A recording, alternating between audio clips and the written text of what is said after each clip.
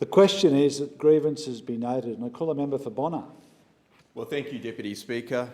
As we come to the end of the year, I rise tonight to look back on the last 12 months. It hasn't been easy, and we've certainly faced our fair share of challenges. But with the support of our government, Australia has moved forward to secure its recovery, and now we're setting our sights on reopening to the world. Deputy Speaker, we know the best way to stay safe right now is by getting vaccinated. In Queensland, there are 76% of us now fully vaccinated. Deputy Speaker, Australia is leading the world in our response to the pandemic.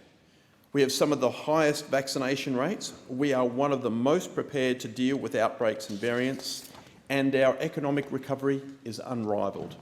Deputy Speaker, jobs are coming back. Unemployment nationwide is at a 12-year low. I've seen many businesses in Bonner benefiting from how we've been able to deliver for jobs. In fact, over 5,000 businesses in my electorate have taken advantage of JobKeeper since the start of the pandemic. And over the year, I've spent time visiting local businesses and their staff, from Mount Cravat's Badminton Espresso and Rochdale's Cache Cafe, to local Aussie manufacturers like Murray's Cyborg Dynamics Engineering and Wynnum's Couplemates Trailer Parts. Deputy Speaker, we're also reducing our emissions whilst growing our economy. We're delivering a balanced approach to achieve this through our commitment to securing our fuel sovereignty. This is happening in Bonner at the Ampol refinery in Lytton, a package securing 550 direct and local jobs. It's backed by our expanded $250 million Future Fuels Fund investment, which empowers consumers to drive the car that they want. Deputy Speaker, we're delivering for better roads, faster commutes, and making sure Australians can get home sooner and safer. We've invested a further $1 billion into road safety upgrades to save lives and a further $1 billion in local road infrastructure projects. In Bonner, long-awaited upgrades to the Lyndham Crossing are underway. I've been fighting for this upgrade since 2017, when over 7,000 locals in Bonner signed my petition to fix Lyndham Crossing. We were successful, and in 2019 our government committed $85 million to this worthy project. This month we commenced the first stage of safety upgrades to the crossing. I recently invited Assistant Minister for Road Safety and Freight Transport, Scott Buckholtz, on site to see the progress made to date, and I look forward to welcoming him back when the works are complete. My electorate is home to Newnham and Wecker Road intersection, and I'm proud to have secured $12 million in funding for this project, making it safer, which will be delivered by the Brisbane City Council, with works currently underway. Our government has also allocated $14 million towards fixing the notorious Rochdale roundabout, which will improve the safety for commuters and cater for future traffic demands in this growing suburb. And there's also the $15 billion inland rail project connecting Melbourne to Brisbane. Currently, plans have it terminating at Acacia Ridge in Brisbane's southern suburbs. This means freight for the Port of Brisbane must be trucked in on existing roads unless a dedicated inland rail link is constructed. And that's why I'm fighting to deliver a dedicated underground freight rail connection between the inland rail and the Port of Brisbane. Deputy Speaker, when it comes to health, this year I have spoken in the House on multiple occasions about spinal muscular atrophy, also known as SMA, and sadly 1 in 10,000 births in Australia. With no cure, this disease is the #1 genetic cause of death for babies under 2. But Deputy Speaker, Queensland is one of the few remaining states left to include screening for SMA as part of its newborn blood spot screening program. And I've been calling on the Queensland government to account, sharing the stories of families in my electorate whose little ones are currently battling this disease, like Kate and Grant Goff, and their beautiful girl Oakley, who was diagnosed at 8 weeks old. Life-saving testing exists and has been rolled out in other states while the Queensland government continues to stand idle. I will continue to speak up for these families because no child should be disadvantaged on where that they are born in this country. Every Australian has the right to be safe, and that's why our government remains committed to ending all forms of violence against women and children.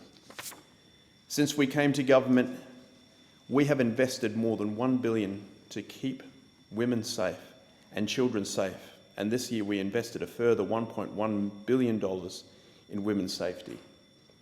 I've been working closely alongside many hard-working services in our area like Karina's Beyond DV and Small Steps for Hannah Foundation, who provide dedicated support to women and children, helping them to escape violence and abuse. This year I unveiled my plan to deliver more mental health services on Bonner's Bayside. It was launched through a Bayside mental health survey, which collected over 500 anonymous responses and highlighted the needs of locals. I kept up the momentum by convening the Bayside Mental Health Working Group, involving local mental health and community providers. This group has since met on multiple occasions, bringing these important voices together and determining how we can fill the urgent gaps in our area.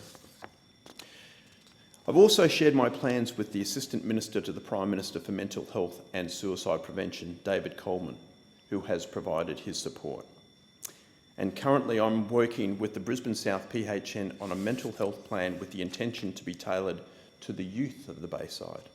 And this year, Bonner has celebrated the return of our iconic Wynnum Fringe Festival.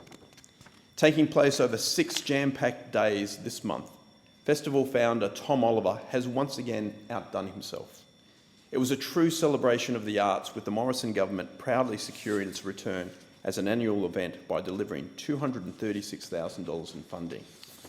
It's been another challenging year for our arts and creative sectors, but we're seeing the light at the end of the tunnel. Deputy Speaker, we're also making a real difference to the lives of Australian families. I am regularly visiting our local childcare centres and kindergartens, spending time with the staff and children, and learning about what we can do to support them. During these visits, I always read and donate If I Was Prime Minister by Beck and Robin Finer. Last month, it was donated to the vibrant kindergarten class at C&K at St Catherine's Community Kindergarten in Wishart.